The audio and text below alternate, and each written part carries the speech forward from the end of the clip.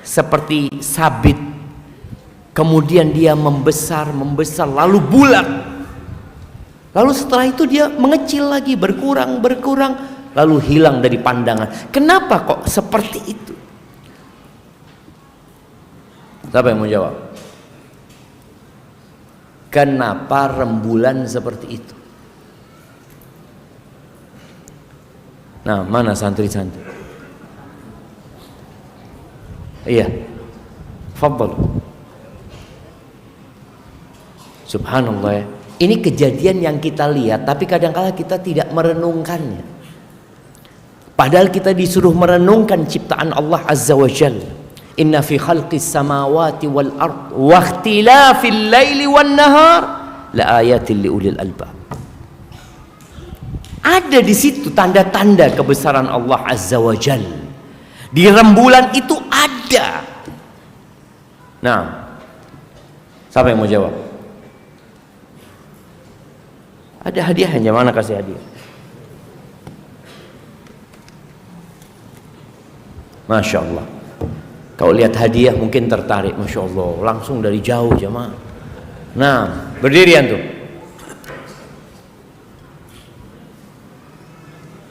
Tafadhol, teriak nggak apa-apa sampai anda dengar. Apa? Ulang pertanyaannya, astagfirullahaladzim.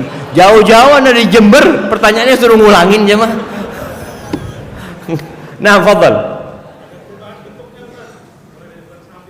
Iya, kenapa kok seperti itu? Apa tujuannya? Untuk apa? Untuk menentukan waktu. Waktu apa?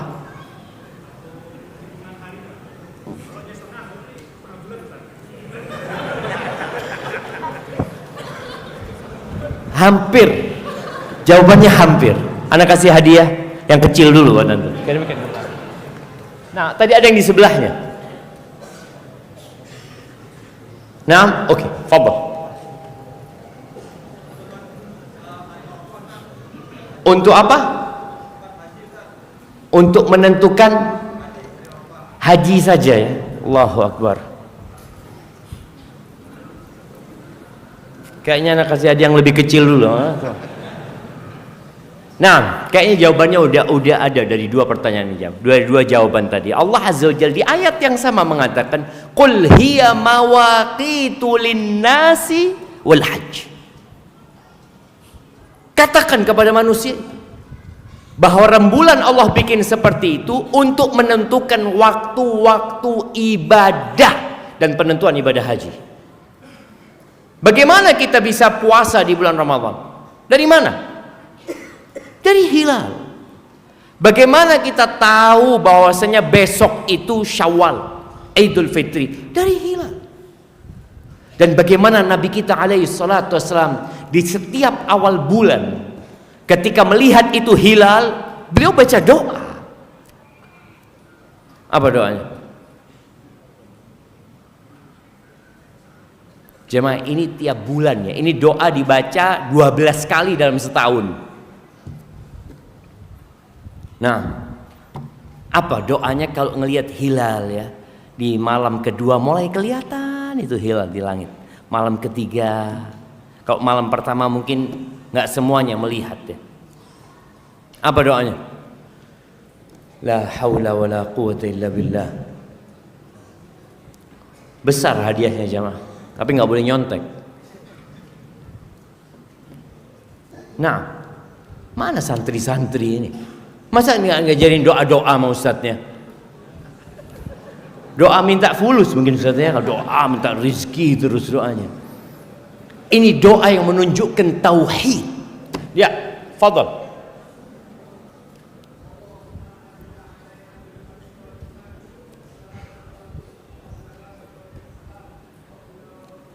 Ahsanta, masya Allah, barakallahu fikum. Kirimkan ke belakang jamaah. Bayangin ya, di setiap awal bulan kita ini adalah makhluk yang lemah. Kita akan bicara tentang dampak dosa. Bagaimana seorang itu memulai awal harinya dengan berzikir. Kita bangun dari tidur kita mengingat Allah Azza wa Jalla. Kita mulai hidup kita dengan sholat subuh, lalu kita baca zikir pagi. Tapi di setiap awal bulan kita ternyata disyariatkan untuk baca doa juga. Ketika ngelihat itu hilal, Allahumma ahillahu alaina bil amni wal iman wassalamati wal islam rabbi wa rabbukallah. Ada sebagian orang yang menjadikan rembulan sebagai sesembahan. Kita tahu ceritanya Nabi Ibrahim. Ketika melihat bulan itu terbit, Nabi Ibrahim mengatakan, hadza rabbi. Ini Tuhanku, ini Tuhan. Ini yang disembah oleh manusia. Ciptaan Allah Azza wa Jalla. Maka di awal bulan kita mengatakan, ya Allah, jadikan awal bulan ini awal bulan yang penuh dengan keamanan dan keimanan, yang penuh dengan keselamatan dan nilai-nilai Islam. Lalu bagaimana kita mengikrarkan tauhid dengan mengatakan Rabbi wa Rabbukallah. Rabbi, Tuhanku dan Tuhanmu Allah Azza wa Jalla. Nanti ketemu sama hilal itu lagi. Ahibati fillah, sudah lewat pertengahan bulan Dzulqa'dah, salah satu bulan haram, salah satu bulan haji. Bulan haji itu Syawal, Dzulqa'dah, Dzulhijjah. Bulan haram itu Dzulqa'dah, Dzulhijjah, Muharram sama Rajab. Ketika kita nggak tahu dengan bulan-bulan ini, kita santai aja. Padahal berbuat dosa di bulan haram itu berbeda dengan berbuat dosa di luar bulan haram. Tapi bagaimana umat Islam yang nggak tahu dengan bulan haram akan menghargai dan akan menjaga dirinya dari perbuatan dosa? Dianggap semuanya sama. Dzalika ad-dinul qayyim fala tadzlimu fihinna anfusakum. Itu tuh agama yang lurus nih. Ini ajaran agama yang benar. Ada 4 bulan haram itu yang harus diagungkan dan dihormati. Jangan kalian menzalimi diri kalian sendiri di bulan-bulan itu. Kita sepanjang tahun nggak boleh berbuat dosa. Nggak ada ceritanya, oh ini bulan boleh berbuat dosa. Nggak ada. Tapi ada bulan-bulan yang perbuatan dosa di waktu itu lebih dahsyat lagi perhitungannya. Siapa yang hari ini tidak berbuat dosa? Angkat tangan. Jemaah, kadangkala kita merasa nggak punya dosa. Mikir apa ya dosa anak hari ini? Alhamdulillah aman. Gitu. Rasul sallallahu alaihi wasallam mengatakan, kullu bani Adam khata'. Semua anak Adam itu pelaku dosa. Pelaku dosa yang banyak. Khata'. Jadi kalau ada orang mengatakan, ana udah lama nggak berbuat dosa, Ustaz. Nah, ucapan dia itu dosa. Udah lama untuk nggak berbuat dosa. Berapa banyak orang yang tidak tahu mana dosa dan mana yang bukan dosa. Berapa banyak orang yang hidup bergelimang dosa tapi merasa bersih dari dosa.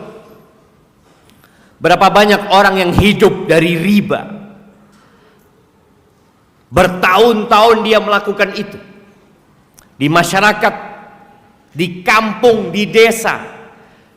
Mereka melakukan itu merasa, loh nggak apa-apa Ustaz, soalnya kita itu ridho birridho Ustaz. Ana ridho. Oh gitu. Ana ingat dengan seorang anak di Jakarta. Ketika dia belajar dan dia faham tentang syariat Allah Azza wa Jalla, lalu dia meninggalkan pekerjaannya. Dia ngomong sama ibunya. Dia ngomong sama istrinya. Ternyata ibu dan istrinya tidak setuju dia resign dari tempat riba itu. Enggak, engkau ini ikut aliran apa? Enggak benar, kata dia. Bayangin. Sang ibu tidak merasa anaknya berbuat dosa, dan sang istri tidak merasa suaminya melakukan dosa.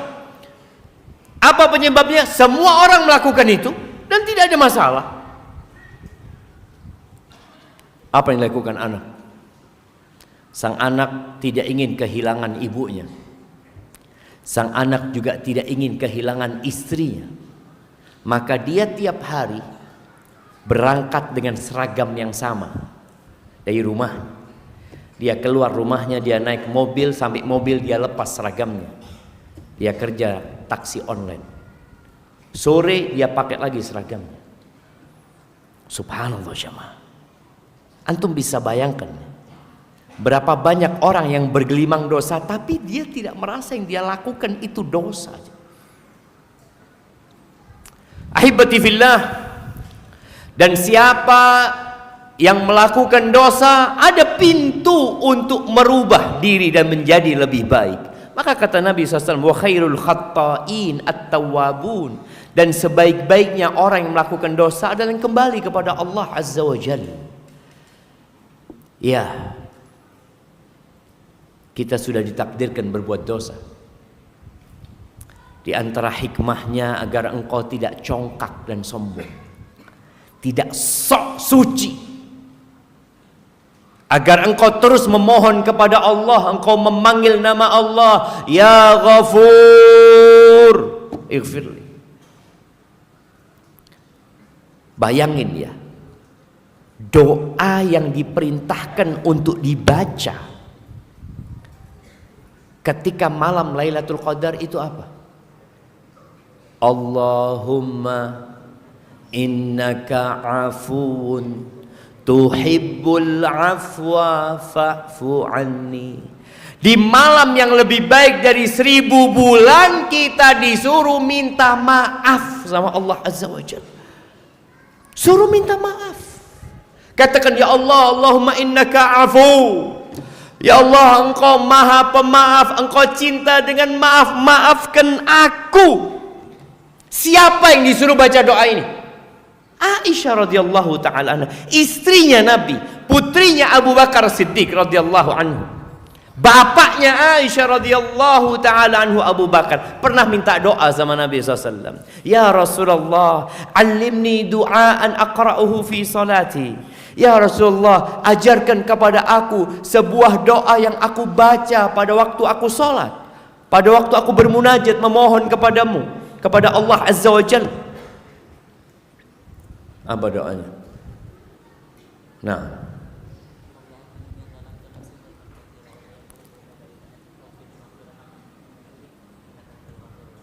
faghfirli maghfiratan min indika warhamni innaka antal ghafur. Masyaallah. Kasihkan. Fadhal. Supaya antum tahu bahwa kita ini bergelimang dosa. Ini Abu Bakar yang dijamin masuk surga. Ini Abu Bakar yang Nabi SAW pernah bertanya kepada para sahabatnya, siapa yang hari ini puasa? Kata Abu Bakar, ana. Siapa yang hari ini bersedekah? Kata Abu Bakar, ana. Siapa yang hari ini menjenguk orang sakit? Kata Abu Bakar, ana. Siapa yang hari ini mengantarkan jenazah ke kuburan? Qala Abu Bakar, ana. Lalu Nabi SAW mengatakan, majtama'na fi mri'in illa dakhala al-jannah. Tuh 4 kriteria tidak terkumpul di diri satu orang melainkan surga tempat dia. Pernah Nabi SAW menjelaskan tentang pintu-pintu surga. Ada pintu buat orang-orang yang ahli sedekah, ada pintu buat orang yang ahli puasa. Lalu berapa pintu surga? 7. Pintu neraka yang 7 itu, hati-hati jangan salah masuk antum. Astagfirullah. 8. Yang 7 itu pintu neraka. Makanya kalau nanti kelihatan 7 neraka, naudzubillahi minan nar. Naudzubillahi minan nar. 8 pintu surga itu. Abu Bakar pertanyaannya apa? Ya Rasulullah, ya, adakah yang dipanggil dari pintu surga semua itu? Kata Nabi SAW, nah, ada. Dan aku berharap engkau yang dipanggil dari 8 pintu surga itu. Ketika minta doa sama Nabi SAW, dikasih doa apa? Pengakuan terhadap dosa. Katakan Abu Bakar, Allahumma inni zalamtu nafsi zulman katsir. Bayangin ya, ana kalau baca hadis ini, ana ngelihat Abu Bakar disuruh sama Nabi mengatakan sallallahu ala nabiyina wasallam, ya Allah, sesungguhnya aku menzalimi diriku sendiri dengan kezaliman yang banyak. Kita merasa nggak punya dosa. Kita merasa alhamdulillah aman hari ini. Itu suruh baca ketika sholat. Abu Bakar baca itu. Wala yaghfiru dzunuba illa anta. Nggak ada yang bisa ngampuni dosa kecuali Engkau ya Allah. Faghfirli maghfiratan min 'indika warhamni innaka antal ghafurur rahim. Ya Allah, ampuni aku ya Allah. Ampuni aku dengan ampunan dari sisimu dan kasihi aku ya Allah. Engkau Maha Pengasih, Engkau Maha Pengampun. Sepakat sudah bahwa kita pelaku dosa? Nah, soalnya kalau ada yang merasa kayaknya kajian ini nggak pantas buat ana judulnya, ya bukan. Dia nggak hadir. Kenapa? Karena merasa, ya alhamdulillah ana sudah sering dengar kajiannya Ustaz Ahmad, Ustaz Haikal, ana sudah ya mungkin 0% dari dosa. A'udzubillahi min dzalik. Ahibbati fillah. Ketika turun firman Allah di surat An-Nisa ayat 123. Allah mengatakan laisa bi amanikum wala amani ahlil kitab. Man ya'mal su'an yujza bihi wala yajid lahu min dunillahi waliya wala nasira. Ini urusan pahala, urusan balasan dari Allah itu bukan ikut angan-angan kalian, mau-mau kalian, dan juga angan-angannya ahlul kitab. Oh tenang, urusan dosa ini dihapuskan, yang itu dihapuskan. Kata Allah, man ya'mal su'an, barang siapa melakukan dosa, yujza bihi, pasti dibalas. Pasti dibalas. Ketika ayat ini turun, sekali lagi Abu Bakar yang tanya, ya Rasulullah, kalau setiap kita berbuat dosa pasti dibalas, binasa kita ya Rasulullah, habis kita. Bayangin ya, ini orang dijamin masuk surga, tambah takut sama Allah Azza wa Jalla. Lalu kata Nabi SAW, ya Abu Bakar, engkau sakit nggak? Iya sakit. Iya. Engkau pernah gundah nggak? Iya gundah, kata dia. Engkau pernah capek lelah? Iya, kata dia. Itu penghapusan untuk dosa-dosa yang dilakukan. Jadi boleh jadi sakit di punggung kita, pusing yang kita rasakan, atau duri yang masuk di tangan kita. Emak-emak kadangkala masak itu ada minyak yang tahu-tahu mengenai tangannya, itu penghapusan dosa. Engkau habis berbuat dosa, engkau punya dosa, engkau punya kesalahan.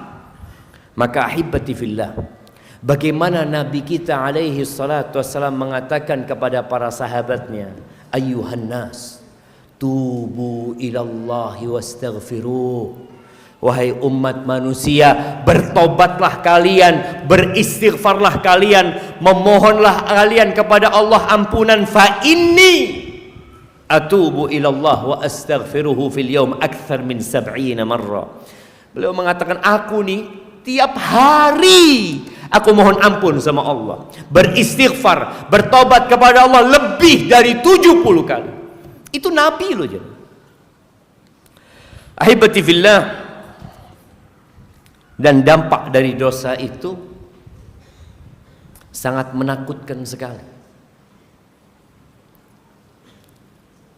Tapi terkadang kelezatan berbuat maksiat membuat orang lupa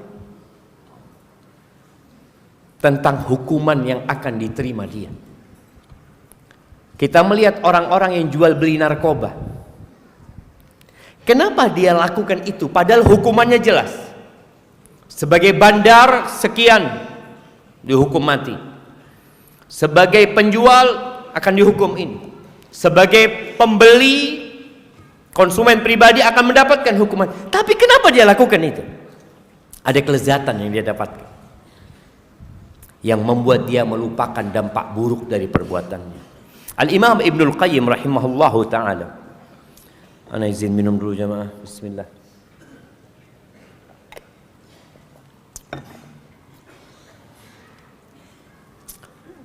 Beliau mengatakan, wa hadhil ma'asi laha adrarun 'alal qulub. Kemaksiatan yang dilakukan itu memiliki dampak berbahaya terhadap hati, terhadap jantung.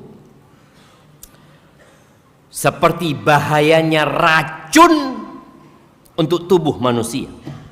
Ya tentunya racun itu bertingkat-tingkat bahayanya. Ana ingat ketika ana digigit ular kobra jemaah.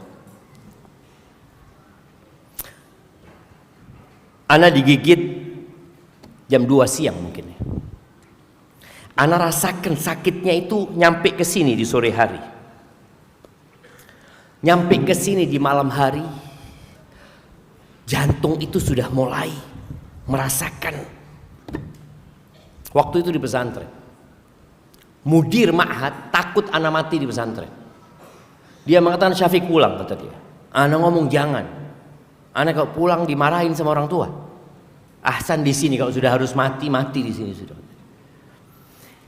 Itu dampaknya berapa banyak orang yang digigit langsung mati. Ada yang digigit masih sempat selamat racunnya itu. Ada yang kadang kala cacat seumur hidup. Maka ketika Ibnu Qayyim menjelaskan bahwa bahaya kemaksiatan itu seperti bahaya racun ketika mengenai seseorang, dan racun itu biasanya nanti terakhir ya sampai ke jantung itu. Lalu beliau mengatakan, wahal fid dunya wal akhirah syururun wada'un illa sababuhul ma'asi wadh-dhunub. Apakah ada di dunia dan di akhirat kejahatan-kejahatan, penyakit-penyakit, melainkan sebabnya adalah dosa-dosa dan kemaksiatan. Antum kalau sakit langsung istighfar. Antum kena musibah pulang sandalnya hilang, nggak usah marah sama Ustadz Haikal. Ini gimana masjid ini, sandal ana baru hilang, jangan. Boleh jadi itu penghapusan dosa buat antum. Antum boleh jadi nanti mau pulang mobilnya ditutup sama mobilnya orang. Orang pada pulang semua, antum nggak bisa pulang. Padahal antum sudah kelaparan mau makan. Boleh jadi itu karena dosa-dosa yang kita lakukan, jemaah. Lalu beliau mengatakan, famal ladzi akhrajal abawaini minal jannah. Apa yang mengeluarkan ayah bunda kita dari surga? Negeri yang penuh dengan kelezatan, negeri yang penuh dengan kenikmatan, menuju negeri yang penuh dengan duka dan penyakit. Kita tahu di surga itu nggak ada toilet, di surga itu nggak ada BPJS, di surga itu nggak ada rumah sakit, di surga itu nggak ada tidur. Yang ada kenikmatan. Semuanya hidup dengan kenikmatan. Tapi apa yang menyebabkan Nabi Adam keluar dari surga bersama istrinya? Bisikan iblis dan keinginan jiwa. Kemudian apa yang menyebabkan iblis dilaknat, dikeluarkan dari kerajaan langit, kemudian dia hidup dengan laknat itu sampai kiamat, dan kelak akan disiksa di dalam api neraka. Apa? Gara-gara dosa. Ada perbedaan dosa Adam sama dosa iblis. Sama-sama nih berbuat dosa. Bedanya Nabi Adam ketika dipanggil sama Allah dikatakan alam anhakuma, bukankah aku larang kalian untuk mendekati pohon itu? Apa kata Nabi Adam? Rabbana zalamna anfusana. Langsung mengakui dosa. Wahai Rabb kami, ya kami salah, kami menzalimin diri kami sendiri. Wa illam taghfir lana wa tarhamna lanakunanna minal khasirin. Kalau engkau tidak ngampuni kami, engkau tidak memaafkan kami, engkau tidak merahmati kami akan jadi orang-orang yang merugi. Iblis sama berbuat dosa. Ketika ditanya sama Allah, ma mana'aka an tasjuda lima khalaqtu biyadayya? Apa yang menyebabkan engkau enggak mau sujud, menolak perintahku untuk sujud kepada yang kuciptakan dengan kedua tanganku? Apa jawaban iblis? Ana khairun minhu, aku lebih baik dari dia. Sama-sama berbuat dosa, tapi beda sikap keduanya. Maka kita tahu apa yang terjadi dengan iblis dan apa yang terjadi dengan Nabi Adam alaihissalam. Kemudian apa yang menyebabkan bumi ini tenggelam jemaah? Di masa Nabi Nuh alaihissalam. Nabi Nuh itu sayang sama kaumnya. Berapa tahun Nabi Nuh itu berdakwah? 950 tahun. Beliau mengatakan kepada kaumnya, faqultu astaghfiru rabbakum innahu kana ghaffara.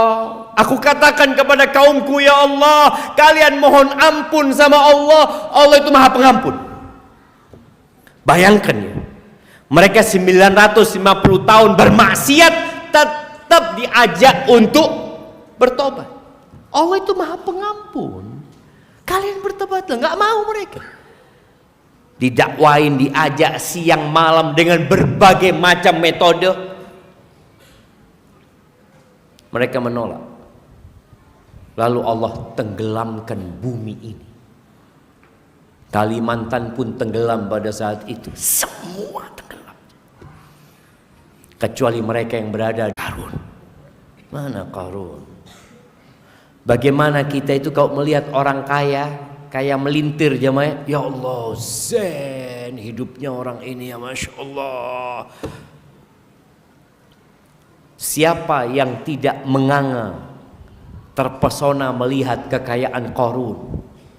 Mereka ingin seperti Qarun, ingin, dan mereka mengatakan, ya Allah, innahu ladzu hadzin azim. Dia benar-benar orang yang punya keberuntungan besar sekali. Senang hidupnya dia, berbahagia dia di dunia. Mereka mengatakan, dekata kami diberi seperti apa yang diberikan kepada Qarun. Qarun ini ketika disuruh taat kepada Allah, disuruh berbuat baik kepada umat manusia, disuruh ingat sama akhiratnya, apa kata dia? Innama utituhu ala ilmin indi. Aku ini bisa kaya, aku ini bisa sukses karena ilmu yang diberikan kepada aku. Apa yang terjadi? Fakhasafna bihi wa bidarihil ard. Kami benamkan dia bersama rumah dan hartanya di bumi ini. Nggak ada ceritanya Qarun lagi, nggak ada. Sehingga orang-orang ketika lihat, mana Qarun? Nggak ada, hilang. Ahibati fillah, Allah mengatakan di surat Al-Ankabut ayat 40, fakullan akhadna bidzambih. Semua kami beri hukuman gara-gara dosa mereka. Dosa kita beda. Dan ingat, sebagian kita merasa tidak berdosa karena dia sudah hijrah, dia sudah tinggalkan dosa-dosa kemaksiatan. Boleh jadi dia punya dosa dalam hatinya yang tidak nampak dalam raganya, tapi kelak pada hari kiamat akan dimunculkan semua yang ada di hatinya. Berapa banyak orang yang sombong, yang hasad.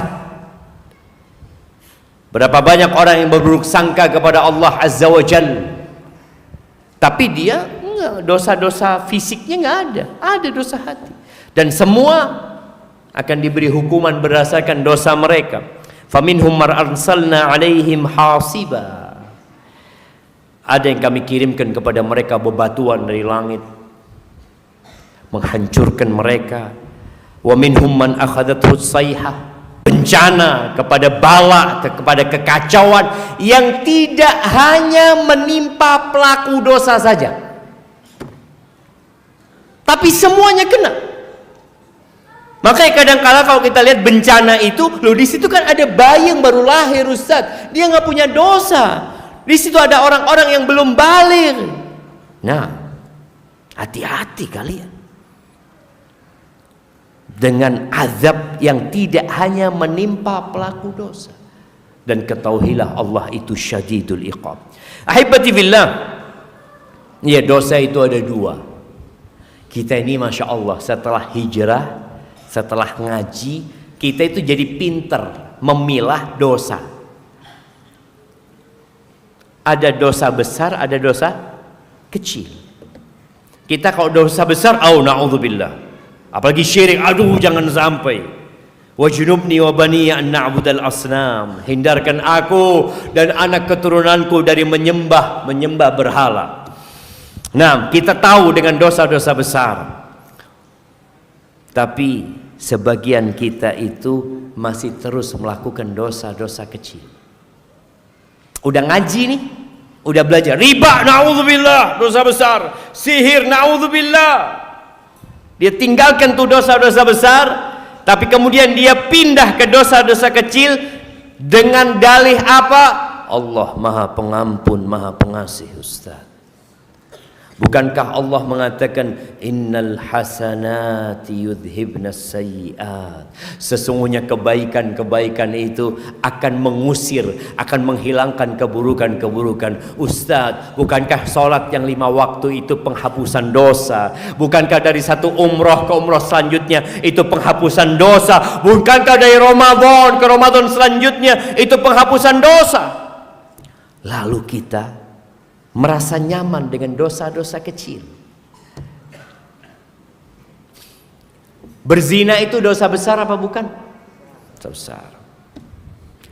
Tapi berduaan dengan perempuan yang bukan mahramnya, dosa besar apa bukan?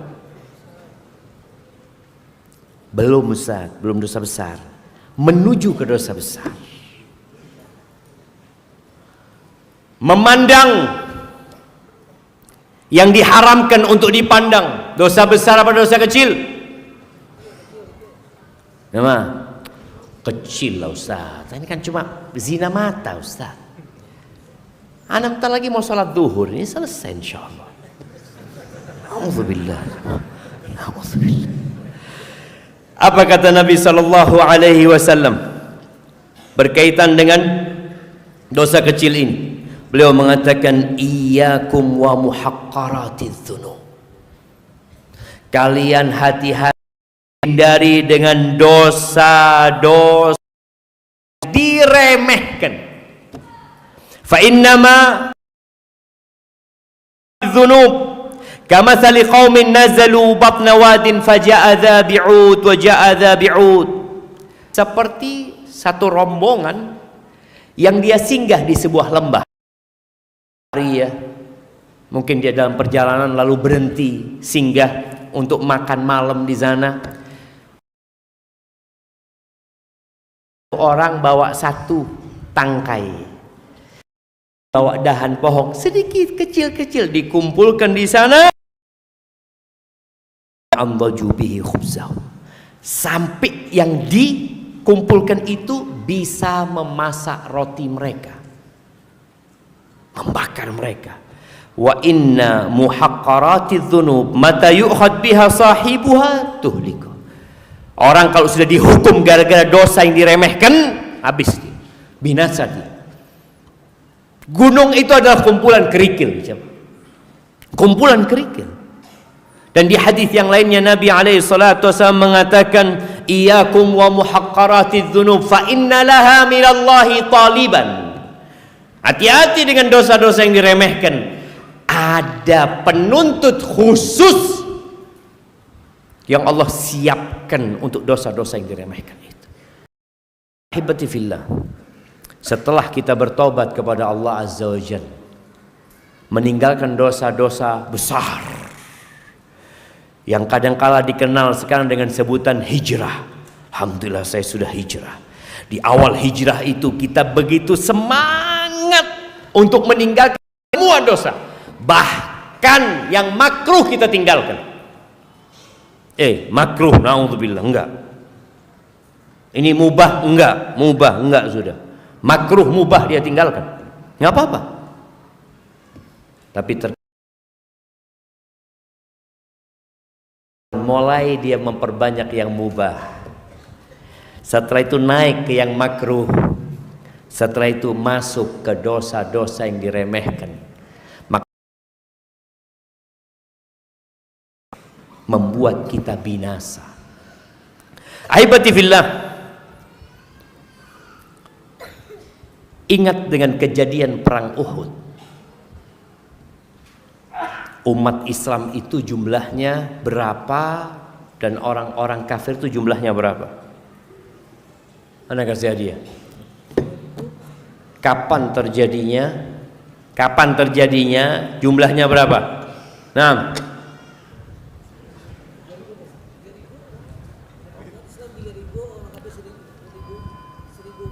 umat Islam 3.000, umat Islam 300, orang kafir 1.000. Itu perang Badar. Nah, tafadhal. Masya Allah, barakallahu fikum. Umat Islam jumlahnya 700, orang-orang kafir 3.000. Perang Uhud. Kapan itu terjadi?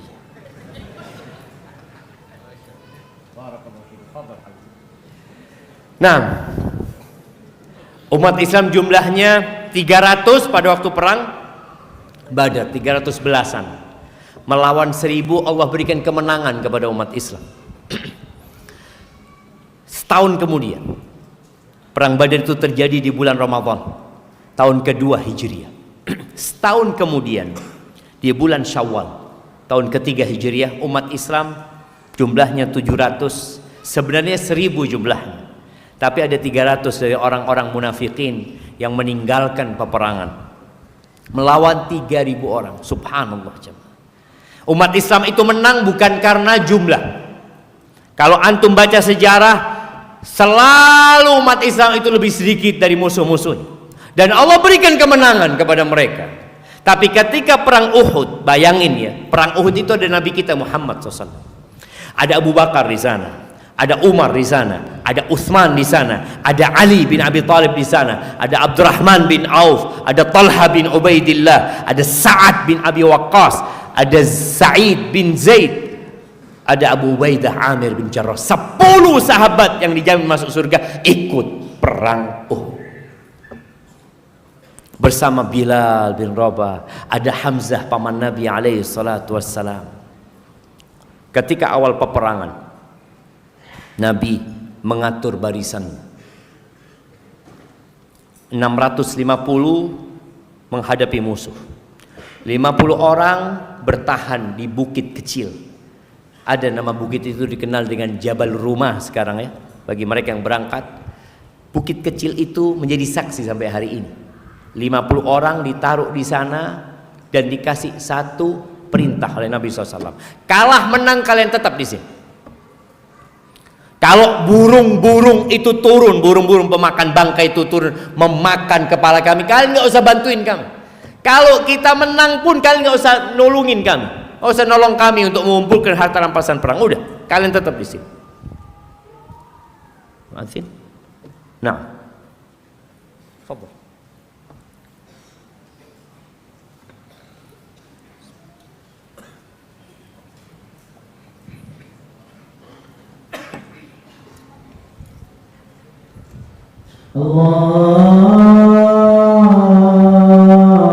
Allahu Akbar, Allahu Akbar.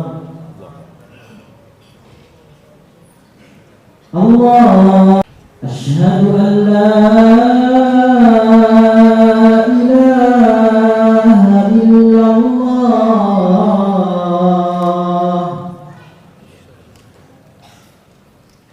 asyhadu an la ilaha.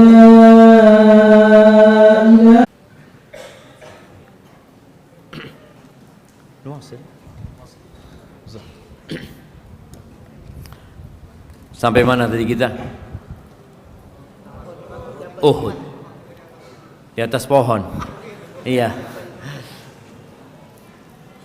Kalau di Kalimantan di atas pohon mungkin ya. Iya, tapi di sana di atas bukit. Nabi udah pesan sama mereka. Dan subhanallah, Allah berikan kemenangan kepada umat Islam. 650 plus 50 menghadapi 3.000 orang. Itu orang-orang musyrikin, perempuannya orang musyrikin. Yang 50 orang ini Rasulullah sallallahu alaihi wasallam terluka, patah giginya alaihi salam. 70 sahabat Nabi terbunuh pada waktu itu. Sallallahu ala nabiyina wasallam. Apa penyebabnya? Satu pelanggaran. Satu dosa. Padahal ada Nabi di situ sallallahu alaihi wasallam. Ada Abu Bakar di situ. Kita nggak boleh meremehkan dosa, jemaah. Menganggap, oh masya Allah ada Ustadz Haikal, ada Ustadz Ahmad, ada Ustadz banyak di sini, aman soal berbuat dosa. Na'udzubillah min dzalik. Satu dosa membuat bencana.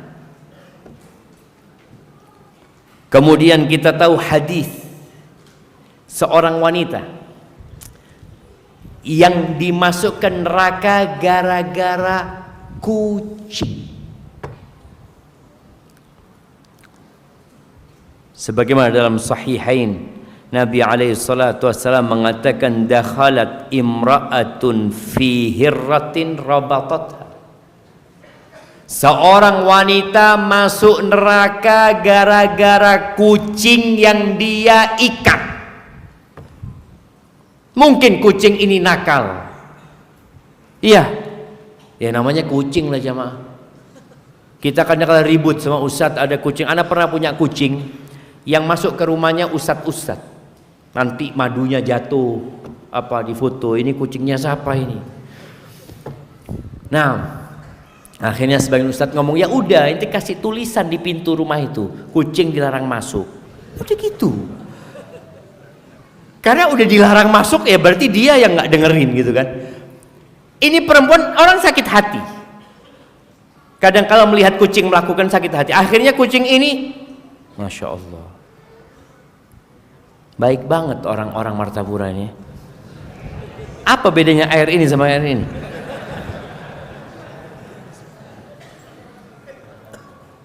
Sama aja, nggak ada bedanya. Tadi ana husnudzon, kayaknya air anget nih jamaah. Ternyata enggak ya. Insyaallah. Barakallahu fikum. Iya, itu kucing karena nakal, karena bikin sakit hati, mungkin makan ikan, makan apa, akhirnya diikat. Tidak ada satupun yang akan dizalimi. Nggak ada. Kita nggak akan mendapatkan dalam catatan kita dosa orang lain. Nggak ada. Dan tidak akan ada pengurangan dari dosa kita juga. Enggak, semua akan disempurnakan. Wa in kana mithqala habbatin min khardalin ataina biha wa kafa bina hasibin. Walaupun yang kau lakukan itu seberat biji sawi, kami akan datangkan, kata. Antum pernah lihat biji sawi? Mungkin yang di pertanian melihat. Antum bawa tuh biji sawi ke toko emas. Antum izin, saya mau nimbang. Berapa berat biji sawi ini? Mungkin di timbangan emas itu nggak berasa, nggak ada beratnya. Tapi kata Allah, ataina biha, kami akan datangkan. Jadi semua dicatat dan semua akan dipaparkan kepada kita. Dan sekarang ini ada satu dosa yang sepertinya warganet dan netizen itu meremehkan dosa ini. Dosa tulisan. Dulu jarang yang bisa menulis, tapi orang ngomong. Kata Nabi alaihi salatu wassalam di dalam hadis yang diriwayatkan Imam Bukhari dan Muslim, innal abda la yatakallamu bil kalimati ma yatabayyan fiha. Sesungguhnya ada orang yang mengucapkan sebuah kalimat yang dia nggak jelas omongan ini gitu. Pokoknya dia ngomong aja semaunya dia. Berapa banyak orang yang nulis komen nggak mikir dia. Nih yang kau tulis ini diridhain Allah apa enggak? Yang penting dia ngikutin nafsunya. Apa yang terjadi? Yahwi biha finnar ab'ad ma bainal masyriq wal maghrib. Dia akan terjatuh di dalam api neraka yang lebih jauh jaraknya antara timur dan barat. Gara-gara apa? Satu kalimat. Maka antum jangan sembarangan tulis komentar. Antum pastikan dulu yang ana tulis ini bermanfaat tidak. Ketika nggak ada manfaatnya, ya tinggalin. Ketika bermanfaat, oh bermanfaat. Tapi apa tujuanmu nulis?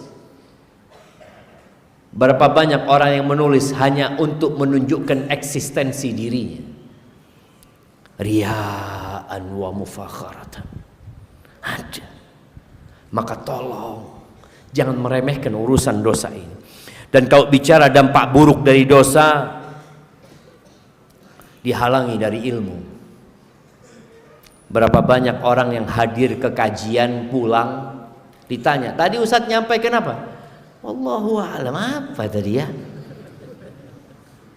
Antum hadir di majelis ilmu, tapi doanya Bismikallahumma amutu ahya. Gara-gara dosa, jamaah. Maka tolong ketika antum belajar nggak masuk-masuk, ketika antum belajar tapi kok kayaknya ilmu yang didapat nggak bermanfaat, tidak membuat antum lebih dekat sama Allah Azza wa Jal, banyak-banyak istighfar. Mohon ampun kepada Allah Azza wa Jal. Suara apa itu? Nah, ketika Imam Syafi'i yang mengadu kepada Imam Waqi', yang dia mengatakan syakautu ila waqi'in su'a hifdhi fa arsyadani ila tarkil ma'asi wa akhbarani bi anna al-ilma nurun wa nurullahi la yu'tahu 'asi. Ini buat khususnya buat para santri ya. Para santri, kalau engkau menghadapi kesulitan menghafal, kesulitan memahami penjelasan ustaz, kenapa fulan faham, ana kok nggak faham? Kenapa fulan hafal, kok ana nggak hafal? Antum duduk istighfar, mohon ampun sama Allah Azza wa Jalla. Boleh jadi karena dosa-dosa kita. Dihalangi dari rizki. Nah, ini ada orang yang terus berbuat dosa, dia melihat rizkinya ana kok terpuruk Ustaz ya.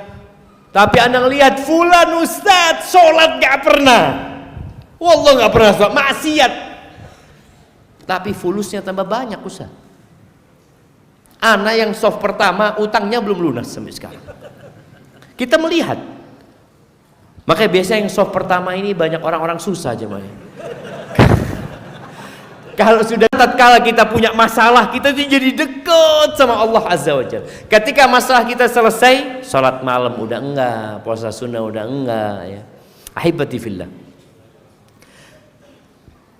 Innal abda la yuhramur rizq bidzambi yusib. Orang itu dihalangi dari rizki gara-gara dosa yang dia lakukan. Ingat ya, rizki itu bukan berkaitan dengan jumlah nominal yang kita dapatkan, tapi manfaat dari rizki tersebut. Berapa banyak orang-orang yang kaya raya tapi ternyata hartanya jadi azab. Jadi azab buat dia. Tidur malam gak bisa. Anda ingat dengan cerita seorang syekh ya. Ketika syekh ini mau berangkat ke tempatnya orang kaya, biasanya kalau ustadz ke rumahnya orang kaya ngapain? Ya mah, bawa proposal. Ini orang fulus. Iya memang orang kaya itu banyak memberikan donasi. Berangkatlah rombongan ustadz ini. Sudah ngobrol, ada banyak proyek kebaikan yang bisa dibantu. Terakhir orang kaya itu tanya, Syekh sebelum antum pulang ana mau tanya, ana ini kok susah tidur Syekh?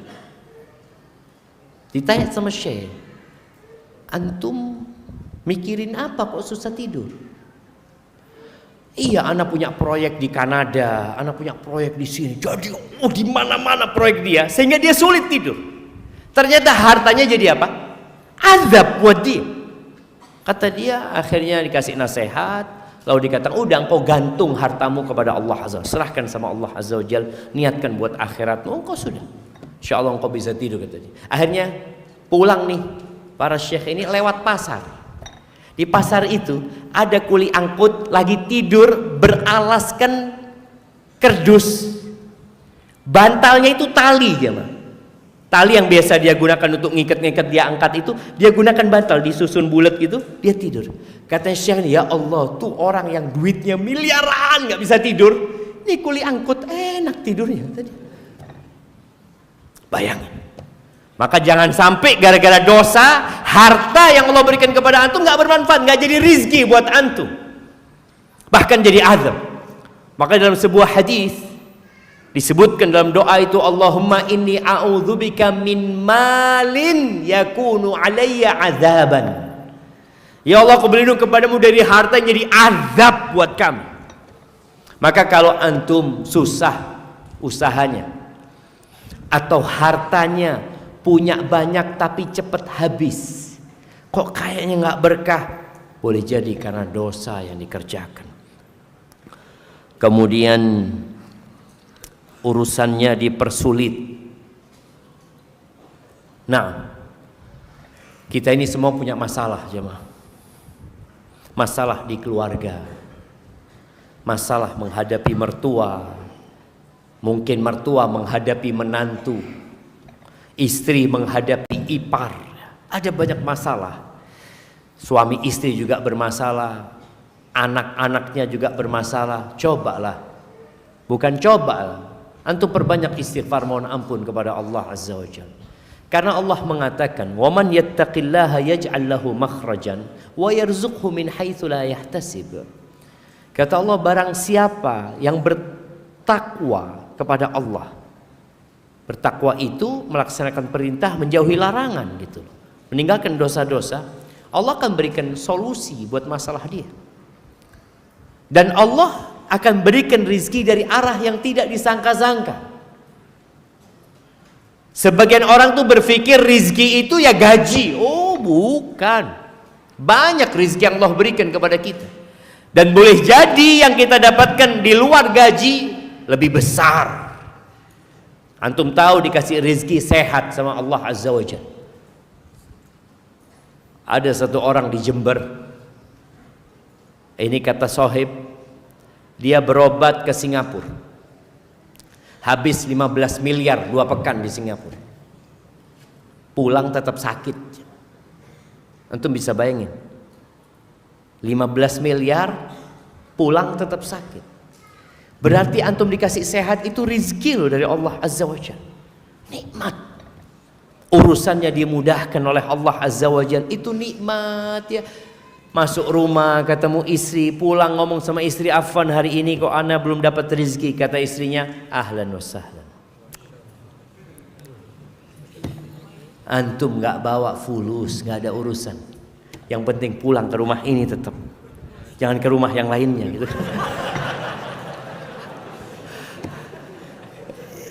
Artinya urusannya jadi mudah, Masya Allah. Itu dengan meninggalkan dosa. Ketika urusan antum dipersulit, antum lihat kita ini banyak dosa. Dan tanda cinta Allah kepada hambanya itu dikasih bala supaya kita balik kepada Allah Azza wa Jalla. Kemudian biasanya orang yang banyak berbuat dosa itu akan merasakan kengerian, kesepian, ketidaknyamanan di dalam dadanya. Suntuk, galau, gundah gulana, dosa. Antum kembali kepada Allah Azza wa Jalla. Kemudian ingat dosa itu melahirkan dosa. Jangan merasa aman dengan dosa yang kita lakukan karena kita tahu ilmunya. Aku nggak mungkin menikahkanmu dengan aku karena aku Nasrani dan kau Muslim. Secara hukum agama boleh Muslim menikahi ahlul kitab. Tapi perempuan ini katakan nggak mungkin, Bapak. Apa kata laki-laki ini? Idzan atanassar. Kalau gitu aku masuk Nasrani. Na'udzubillah. Dan betul. Dia menikah. Dan diceritakan di situ, entah dia sudah menghubungi istri apa belum, dia sempat naik ke atas rumahnya, terjatuh dari loteng dan mati. Na'udzubillah. Tadi dosa melahirkan dosa. Jangan pernah antum meremehkan dosa, mengatakan aku nanti akan tobat kepada Allah Azza wa Jalla. Berapa banyak orang yang keluar dari rumahnya dalam kondisi berdiri, masuk ke rumahnya dalam kondisi rebahan, mati. Kita nggak tahu kapan ajal menjemput kita. Dan di antara dampak dosa, ini yang terakhir ya, kita mungkin masuk ke sesi tanya jawab sebentar lagi, yang dirasakan oleh umat Islam di berbagai penjuru dunia. Kita melihat kondisi saudara-saudara kita di Gaza. Berapa puluh ribu yang mati. Mereka dibantai, mereka dibunuh di tengah-tengah umat Islam. Antum bisa bayangin ya, kalau ada di tengah sini saudara kita dibantai sama orang kafir, lalu kita yang semua di sini cuma bisa nonton dan melihat. Kenapa itu terjadi? Itu dampak dosa, kehinaan yang Allah berikan kepada umat Islam. Kata Rasul sallallahu alaihi wasallam, "Idza tabaya'tum bil 'ainah wa raditum biz-zar' wa akhadtum adhnabal baqar wa taraktumul jihad, sallatallahu alaikum dhullan la yanzi'uhu." Apabila sistem jual beli kalian Ina itu salah satu model jual beli riba tapi terselubung. Artinya orang itu masih takut sama Allah, melakukan riba sembunyi-sembunyi gitu. Dia pakai hila supaya nggak ketahuan kalau ini riba, masih sembunyi-sembunyi. Ada rasa takut dia. Tapi kalau sistem jual beli kalian sudah seperti itu, sedangkan kita melihat sekarang riba merajalela dan umat Islam merasa nggak apa-apa, nggak masalah. Berapa persen cuma? Dan kalian sibuk dengan pertanian kalian, sibuk dengan dunia kalian, dengan peternakan kalian, dan kalian meninggalkan mau minta pertolongan kepada PBB, ya. Oh, bukankah mereka negara-negara yang bisa membantu? Allah yang bisa membantu. Tapi kita nggak kembali kepada Allah. Maka ahibati fillah, berusahalah membantu saudara-saudara kita menjaga negeri kita. Negeri kita ini yang jaga bukan hanya TNI dan kepolisian. Ketika ada gempa, apa yang bisa dilakukan oleh tentara Indonesia? Megangin. Ketika terjadi tsunami, apa yang bisa dilakukan? Nggak ada. Semuanya kabur karena mereka tahu mereka tidak mampu menghadapi azab Allah Azza wa Jalla. Nggak mampu. Ketika terjadi gempa, kemudian ada pengumuman tsunami, yang bisa dilakukan hanya pengumuman. Semua warga merapat ke gunung atau lari menjauh dari pantai. Itu yang bisa dilakukan.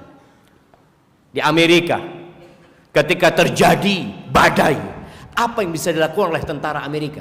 Memberikan pengumuman saja, mengatakan semuanya meninggalkan rumahnya. Bas. Karena kita tahu ada Tuhan yang menciptakan langit dan bumi ini. Ada Allah Jalla Jalaluh. Kalau Allah murka, nggak ada yang bisa menghadapi. Makanya kalau kita baca berkaitan dengan COVID kemarin, jamaah, seluruh dunia lumpuh. Bandara-bandara tutup. Pasar-pasar tutup. Masjid pun tutup. Apa sih yang dihadapin mereka? Virus yang nggak bisa dilihat dengan mata. Virus itu cuma nggak bisa. Virus itu nggak punya paspor. Dia masuk ke negara manapun, sampai ke Mekah, sampai ke Madinah, sampai ke rumah-rumah kita, supaya kita tahu. Allah mengatakan, i'lamu annallaha syadidul iqab. Ketahuilah sesungguhnya Allah itu azabnya pedih. Allah juga mengatakan, nabbi ibadi anni anal ghafurur rahim. Kabarkan kepada orang-orang itu Muhammad, sampaikan kepada mereka bahwa aku adalah Tuhan yang maha pengasih dan maha pengampun. Sampaikan kepada mereka. Tapi kasih tahu juga mereka, wa anna azabi huwal azabul alim.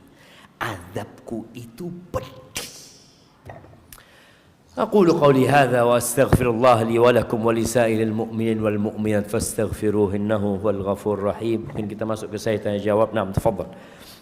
Jazakumullah khairan Ustaz Syarif atas materi dan nasihat yang disampaikan. Semoga kita bisa mengambil faedah dan manfaat yang banyak dari nasihat yang beliau sampaikan. Izin kami mengulangi peraturan pertanyaan. Bagi peserta daurah yang ingin memberikan pertanyaan, bisa menuliskan pertanyaan melalui lembar kertas. Dan untuk menanya langsung, bisa mengantri untuk bertanya melalui WhatsApp Radio Gunung Madinah di nomor 0812 222000937. Kami ulang 0812 222000937 dengan mengirim pesan dengan kata mau tanya Ustaz, dengan menyertakan nama untuk dipanggil oleh panitia nantinya. Kemudian izin kami bertanya pertanyaan Ustaz. Assalamualaikum warahmatullahi wabarakatuh. Waalaikumsalam. Ustaz, saya seorang pelaku maksiat.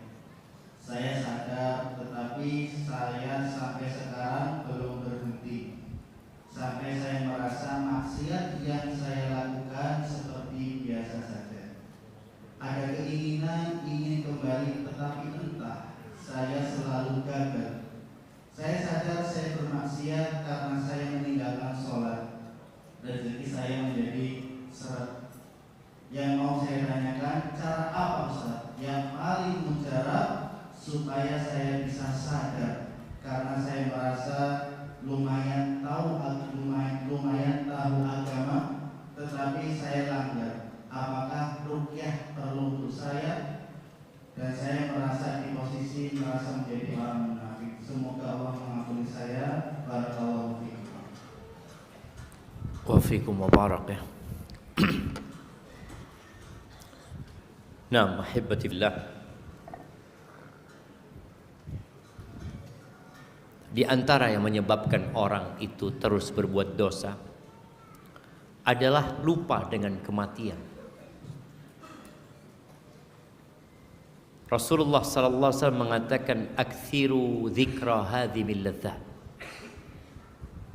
Perbanyaklah kalian mengingat pemutus kelezatan.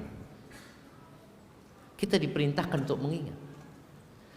Karena orang yang ingat dengan kematian itu akan semangat beribadah, akan segera bertobat, akan qanaah dengan kehidupan ini.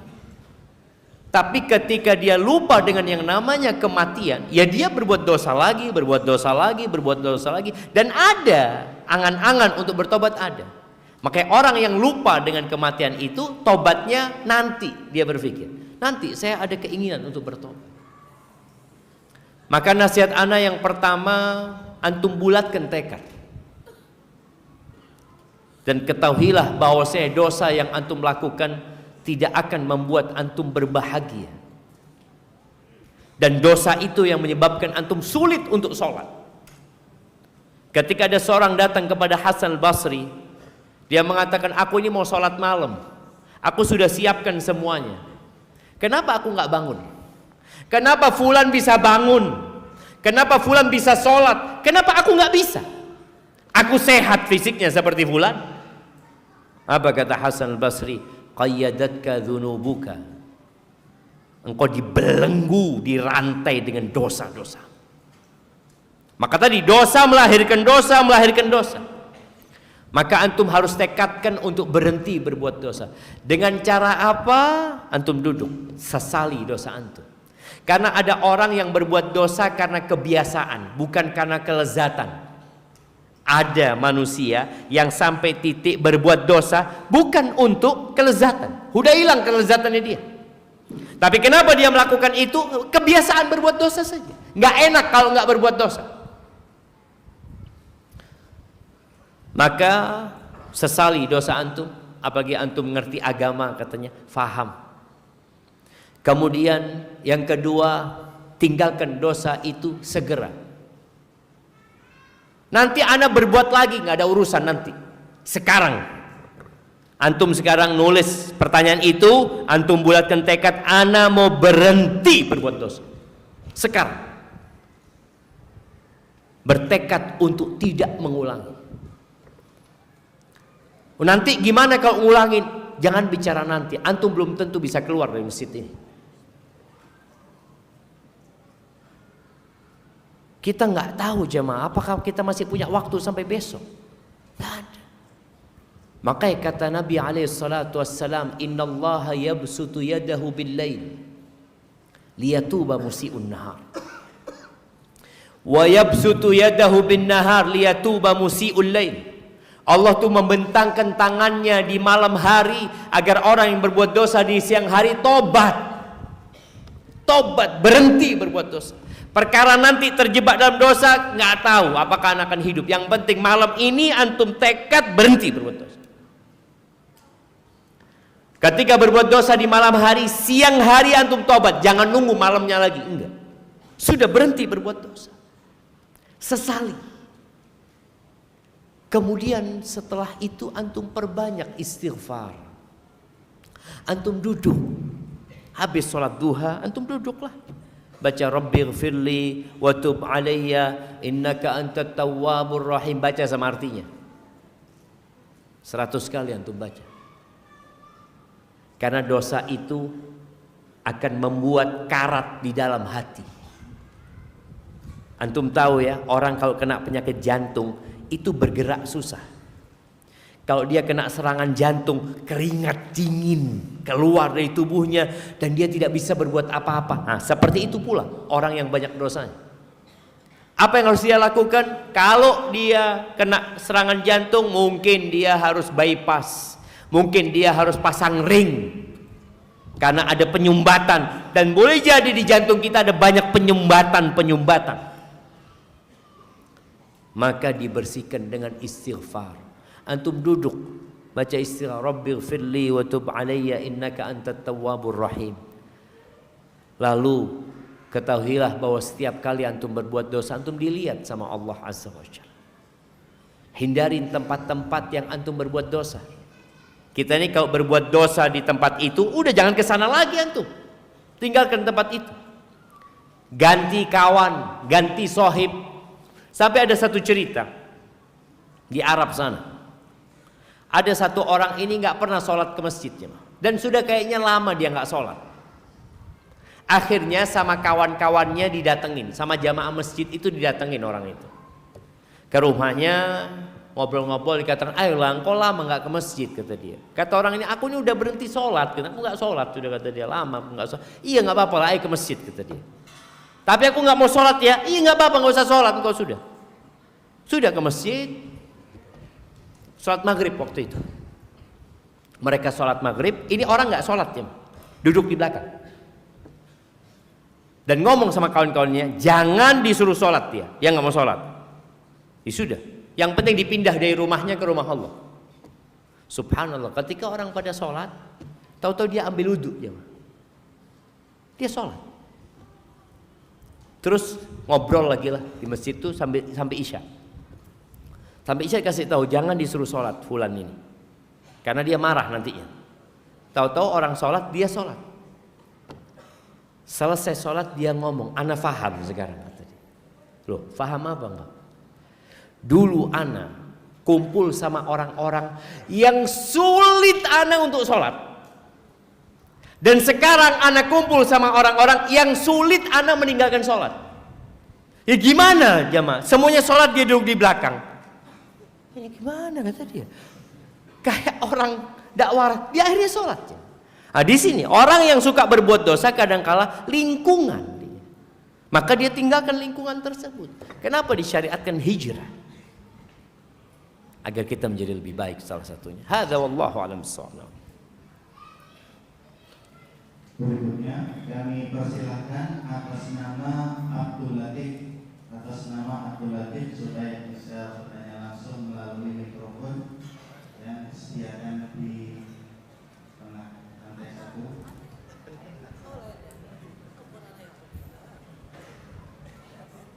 Kalau dari atas ya harus turun. Gimana antum? Oh itu, tafadhal.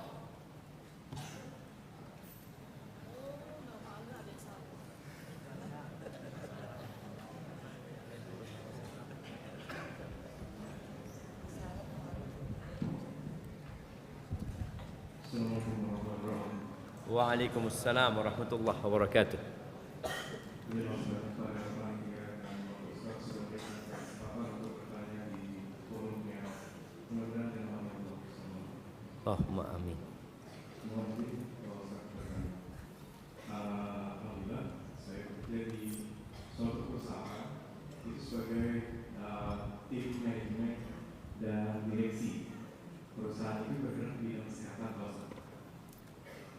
Nah, kadang saya bersama tim itu ada yang mendiskusikan hal yang baik hingga yang buruk, kawasan.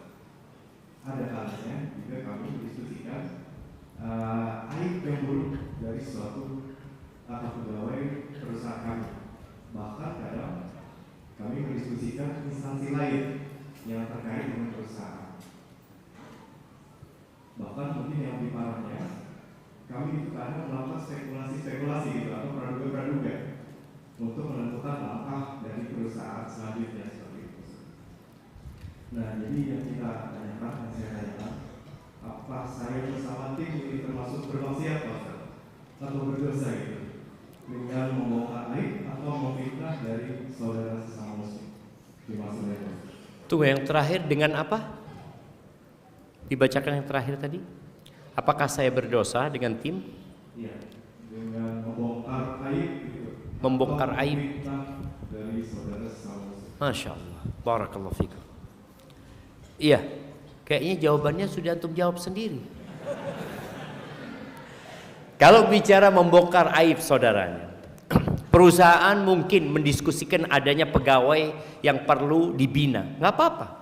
Ketika ada pegawai yang malas, yang apa, kemudian dicarikan solusi bagaimana menyelesaikan masalah dia, kemudian dipanggil, itu termasuk usaha perbaikan.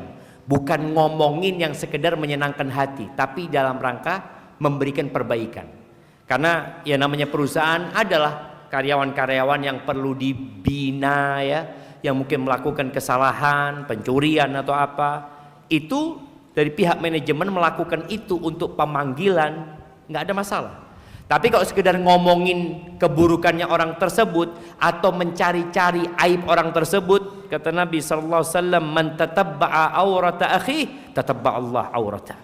Barang siapa yang mencari-cari kesalahan saudaranya, kekurangan saudaranya, maka Allah akan membongkar kesalahan dia, akan dicari-cari kesalahan dia. Dan kalau Allah sudah mencari-cari kesalahan hambanya, binasa dia. Di rumahnya Allah bongkar kesalahan dia. Maka tadi kumpul sama tim, ketika mereka mengobrolin tentang seorang karyawan, antum tanya, tunggu dulu, kenapa kita ngomongin fulan? Tanyakan, agar mereka menggunakan akal sehat mereka. Kalau ternyata iya nggak ada, dosa, udah nggak usah. Tapi kalau kita mau mencari solusi bagaimana memperbaiki fulan, loh, ini memang tugas manajemen gitu. Bagaimana karyawan-karyawan itu menjadi lebih baik. Yang kedua, kalau bicara menfitnah, apa yang dilakukan fitnah tadi? Ana belum paham. Misalnya seperti ini, Ustaz, kadang kita kan belum tahu kebenaran dari satu instansi atau seorang, jadi kita melakukan spekulasi-spekulasi dalam rapat tersebut. Nah, itu apakah bila tidak betul, apakah termasuk memfitnah? Tunggu, jadi membicarakan itu tanpa bukti, tanpa dalil, ya nggak boleh. Allah Azza wa Jalla mengatakan, ya ayyuhalladzina amanu ijtanibu katsiran minadh-dhann inna ba'dadh-dhanni itsm wa la tajassasu wa la yaghtab ba'dukum ba'dha. Kata Allah, wahai orang-orang beriman, kalian jangan, hindarilah berbanyak dhon, prasangka. Ini mungkin gini-gini. Ketika nggak ada landasannya, nanti jadinya dosa. Wala tajassasu. Kadang-kadang kita ngomongin seperti itu, lalu langkah yang kedua mencari-cari. Karena kita sudah punya persepsi kayaknya ini nggak benar, akhirnya kita mencari bagaimana persepsi kita jadi benar, bahwa dia memang nggak benar seperti itu. Yang terakhir kita akan ribain. Maka langkah itu diputus dari sejak awal. Jangan banyak memberikan atau melakukan prasangka kepada saudara kita. Itu mungkin perlu dilakukan. Dan seorang muslim ya, dimanapun dia berada, dia harus menjadi lentera yang menerangi. Kadangkala antum ketika memberikan peringatan, mereka nggak suka sama antum. Rasulullah sallallahu alaihi wasallam diusir dari Taif, dilemparin batu dari Taif, padahal beliau mengajak kepada kebaikan. Jangan sampai antum lebih mementingkan pertemanan daripada mencari keridhaan Allah Subhanahu wa taala. Tapi dengan cara yang bijak ya, sehingga mereka bisa memahami bahwa tujuan antum memberikan kebaikan kepada mereka. Barakallahu fikum. Jazakumullah khair. Kayaknya kasih hadiah ini, masih ada hadiah. Masya Allah, kirimkan ke belakang.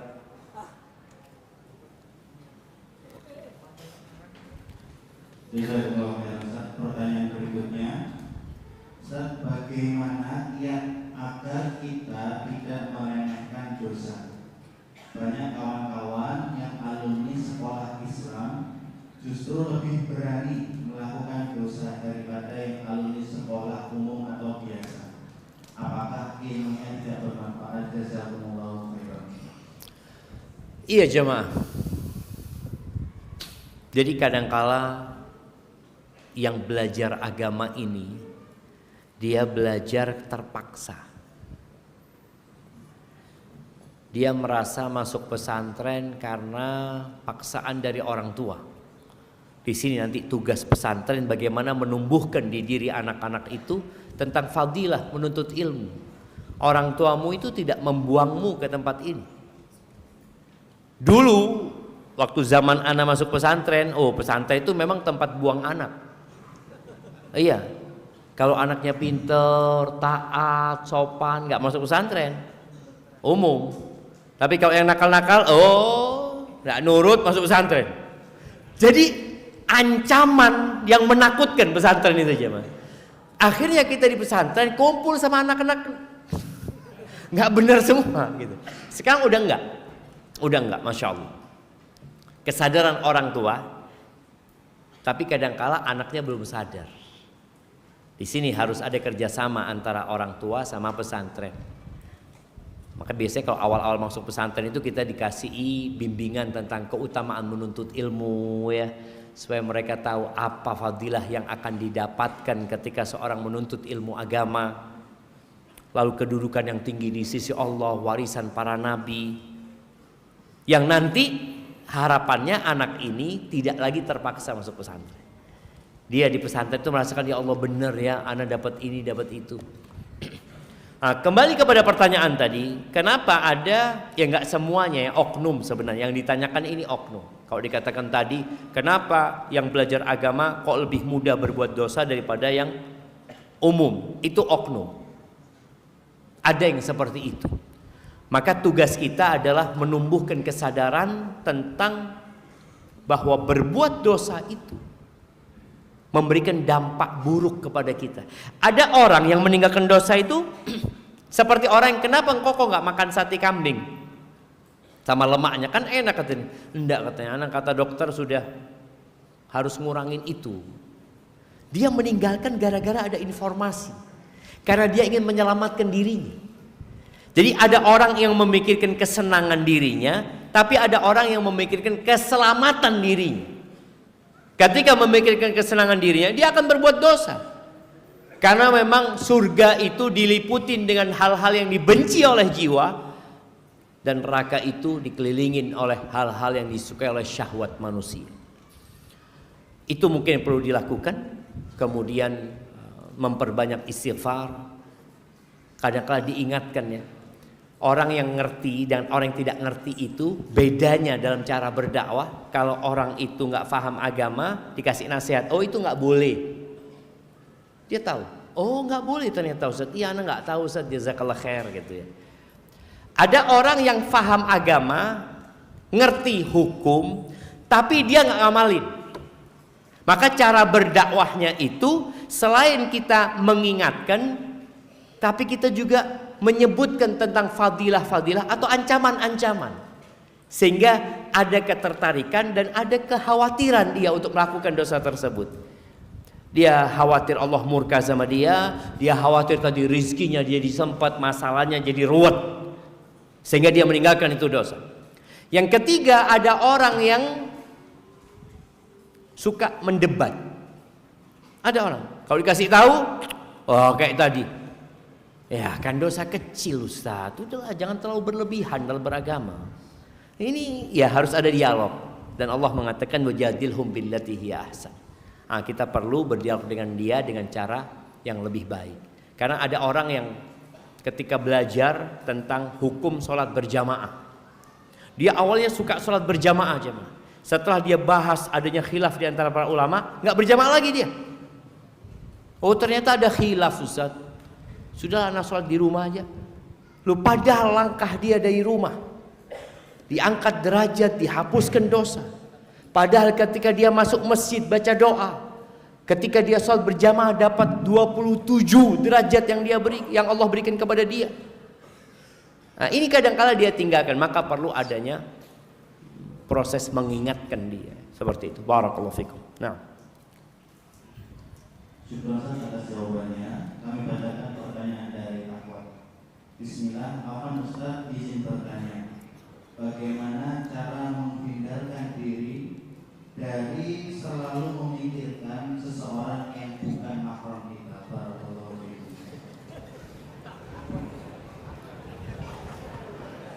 artinya kalau mahramnya boleh dipikirkan gitu. Ya jamaah, ada yang namanya jatuh cinta. Siapa yang tidak pernah jatuh cinta? Apa yang harus dilakukan ketika seorang jatuh cinta, kemudian dia memikirkan laki-laki tersebut atau laki-laki memikirkan perempuan tersebut? Ada hal yang kita tidak bisa lawan perasaan itu, tapi yang bisa kita lakukan adalah bagaimana menjaga aturan syariat. Ketika pikiran itu datang tentang laki-laki tersebut dan engkau tertarik dia untuk menjadi suamimu, engkau berdoa minta sama Allah, ya Allah kalau fulan baik jadikan suamiku.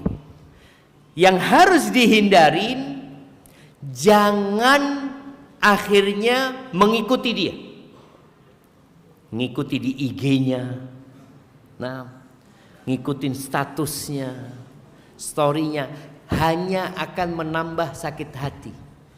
Orang itu kalau jatuh cinta jemaah, ngelihat sandal orang tersebut, ya Allah sandalnya fulan ini, cuma sandalnya doang, maka itu dihindarin yang seperti itu. Ketika ternyata fulan itu biasa lewat depan rumahnya, jangan ditunggu. Karena ada orang yang sengaja nunggu, dia sedang ingin menyiksa diri dia sendiri. Ketika dia lewat yang pertama, lewat yang kedua, yang ketiga, tadi seperti racun yang akan merusak hati. Maka mintalah pertolongan kepada Allah Azza wa Jal untuk diselamatkan dari pikiran-pikiran tersebut. Ada doa yang diajarkan Nabi SAW kepada para sahabatnya, Allahumma inni a'udzubika min syarri sam'i wa min syarri basari wa min syarri lisani wa min syarri qalbi wa min syarri mani. Ya Allah, aku berlindung kepadamu dari keburukan pendengaranku, kejahatan penglihatanku, keburukan lisanku, keburukan hatiku, dan keburukan air maniku. Minta berlindung kepada Allah Azza wa Jal, dan sambil menghindari tadi hal-hal yang hanya akan menambah penyakit di hati kita. Hadza wallahu a'lam bissawab.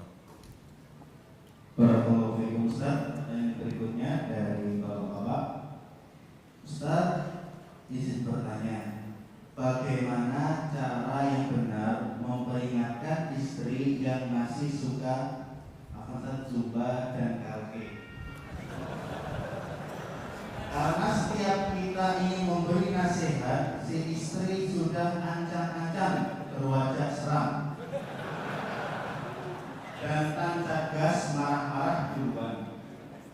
Padahal ini kewajiban suami untuk mengingatkannya. Barakallahu fiikum. Subhanallah jemaah. Tadi ana juga sempat singgung ya, bahwasanya banyak dosa yang dilakukan dianggap nggak dosa, nggak apa-apa gitu.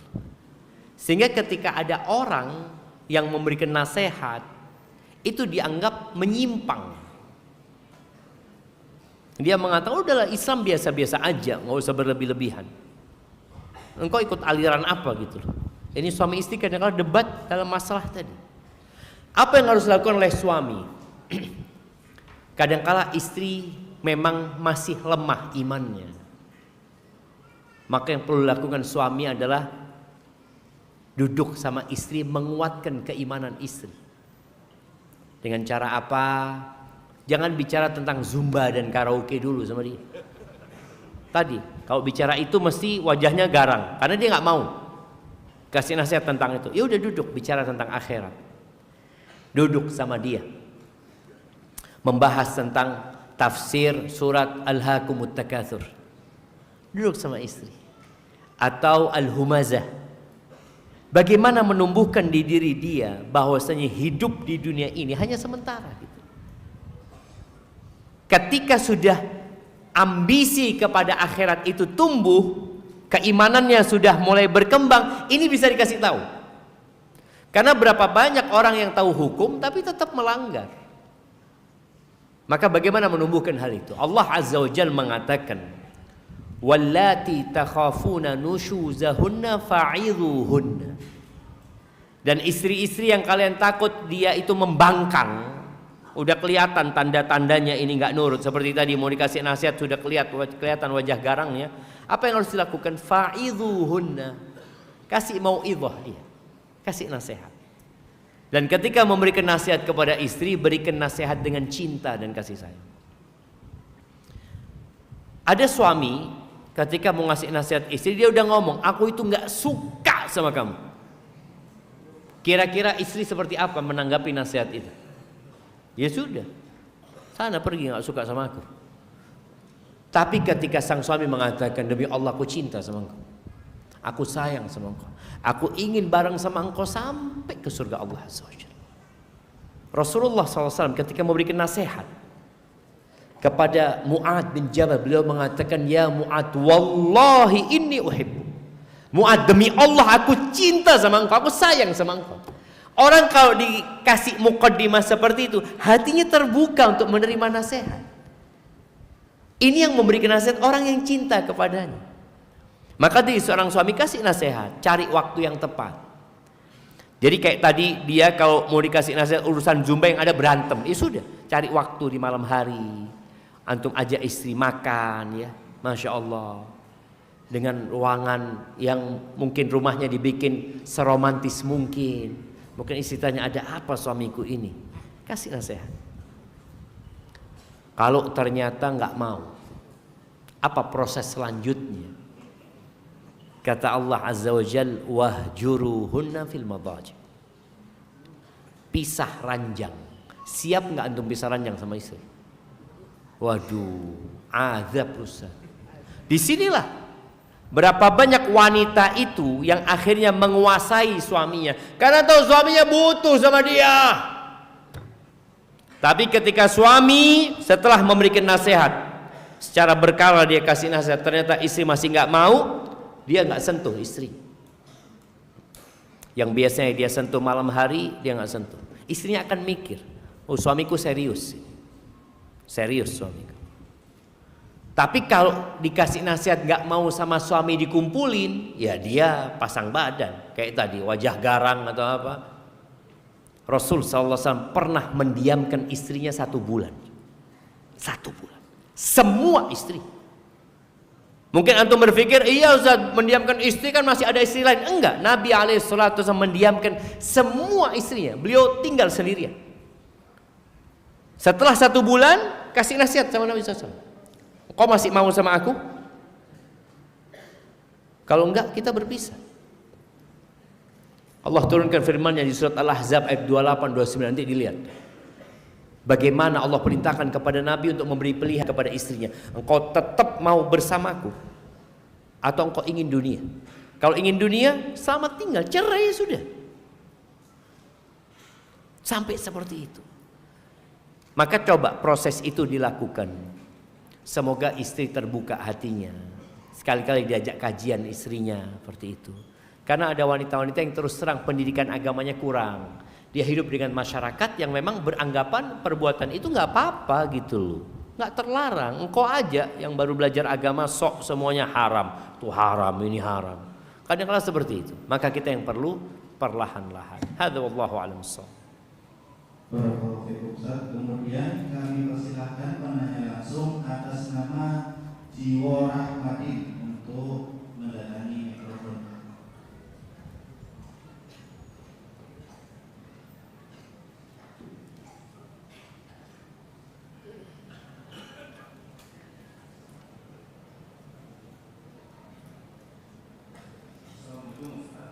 Waalaikumsalam warahmatullahi wabarakatuh. Ahlan wa sahlan.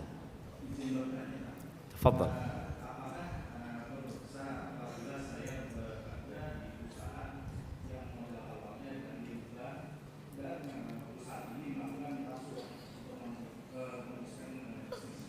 Melakukan apa? Dengan rishwah. Rishwah. Rashwah. Oke. Siap. Barakallahu fikum.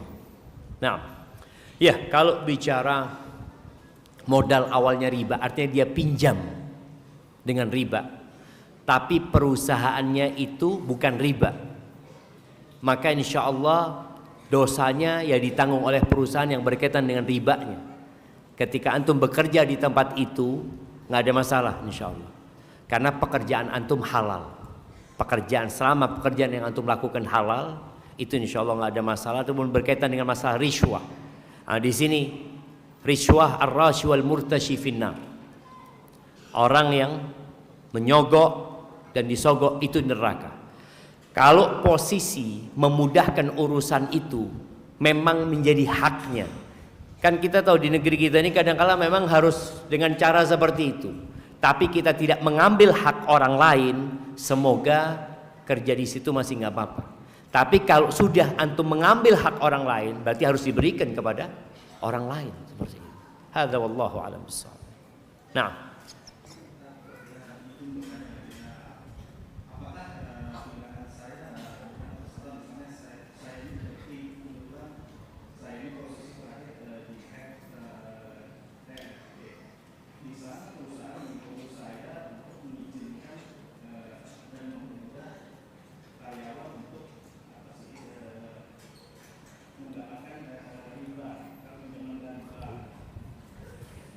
ya, kalau itu ada ta'awun, maka berusaha untuk meninggalkan posisi itu.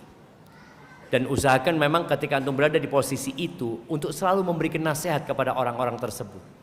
Karena ada orang-orang itu tadi merasa nggak apa-apa gitu loh, merasa nggak dosa. Sedangkan antum ketika melarang, memberikan arahan, dianggap antum aliran menyimpang seperti itu. Maka tadi apabila antum masih di posisi itu, usahakan antum selalu memberikan nasihat kepada mereka. Dan semoga dengan cara itu antum sudah terlepas ya. Tapi usahakan antum pindah dari posisi itu supaya tidak membantu orang-orang untuk melakukan riba. Karena antum harus tanda tangan antum nantinya di situ. Barakallahu fikum. Udah resign dari sana. Allah ibarik fikum. Insyaallah Allah kasih ganti antum yang lebih baik insyaallah. Barakallahu fikum. Nah, kayaknya pertanyaan terakhir sudah. Nah, pertanyaan terakhir Ustaz. Kami persilakan atas nama Fajar Dwi untuk bertanya langsung.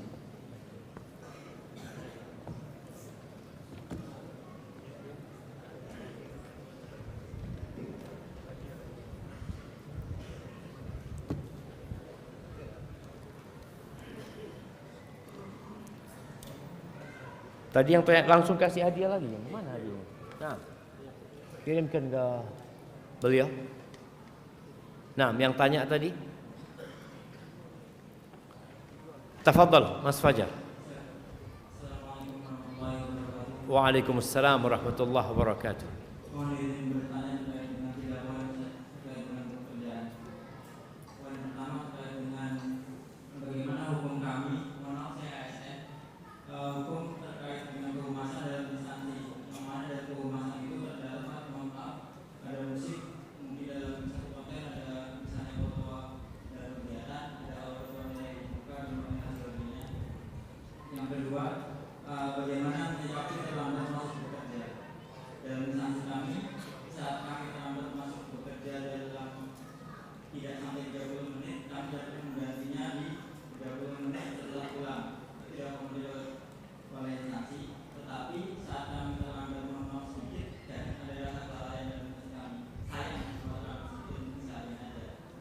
Gimana? Sayang.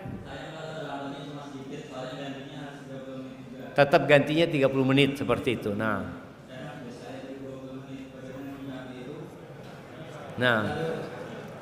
Yang ketiga, bagaimana menjaga hubungan dengan lawan jenis dalam suatu organisasi, serta saat bekerja kadang-kali kami terlambat sholat, mohon nasihatnya.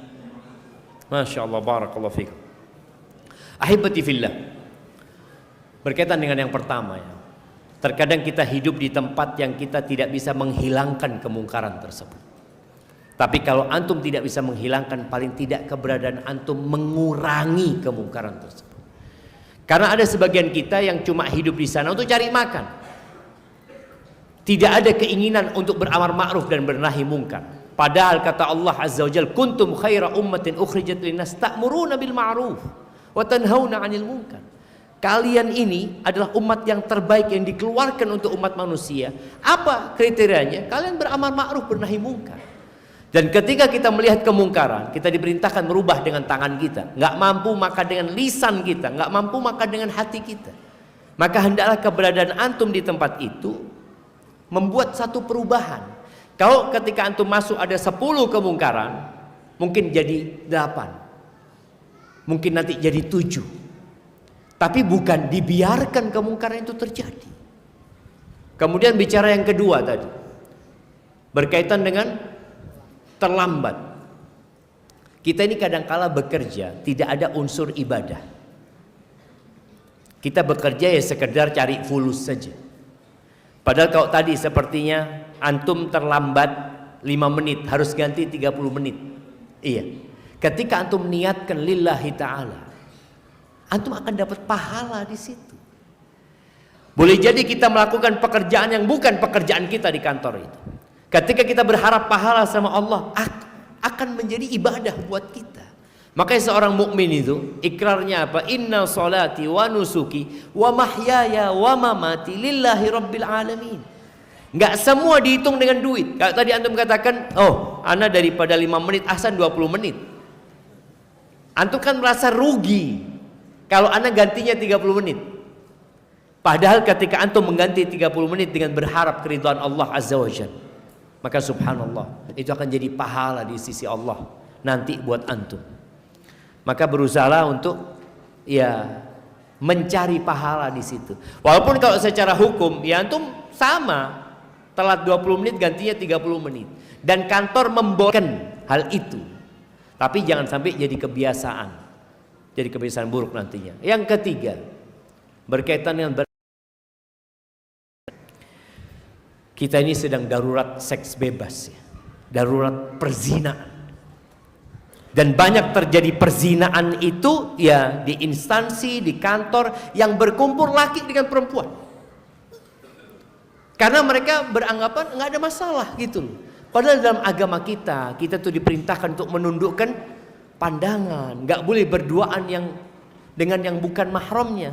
Maka ketika antum berada di tempat itu, kalau memang harus berinteraksi dengan lawan jenis, berinteraksilah dengan adab syariat. Ada perlunya disampaikan, tapi menjaga pandangan mata dan jangan pernah berduaan dengan lawan jenis kecuali ada orang lain. Ketika harus ngobrol nggak ada ketawa ketiwi. Terus terang jemaah, anak punya kawan cerita, dia pernah punya masalah sama istrinya. Akhirnya dia nggak tidur di rumah, tidur di hotel. Lama dia tidur di hotel. Dia katakan ternyata kawan-kawan anak di kantor selingkuh banyak Ustaz. Jadi mereka tuh nggak pulang ke rumah, pulang ke hotel dulu. Nanti di hotel lihat fulana masuk sama fulana, fulan sama ini, kelihatan di sana. Kenapa? Karena memang lingkungan perzinaannya dibuka gitu. Itu mungkin yang perlu dilakukan sambil terus berdoa memohon kepada Allah. Intinya buat semua jemaah, dimanapun antum bekerja, mungkin tempat kerja antum belum selamat dari kemungkaran, masih banyak kemaksiatan. Paling tidak keberadaan antum di situ bisa mengurangi kemungkaran, kalau belum bisa menghilangkan kemungkaran itu secara total. Barakallahu fikum. Moga Allah mudahkan dan moga diberkahin rezeki kita semuanya. Baik. Barakallahu fikum. Nah, ana mau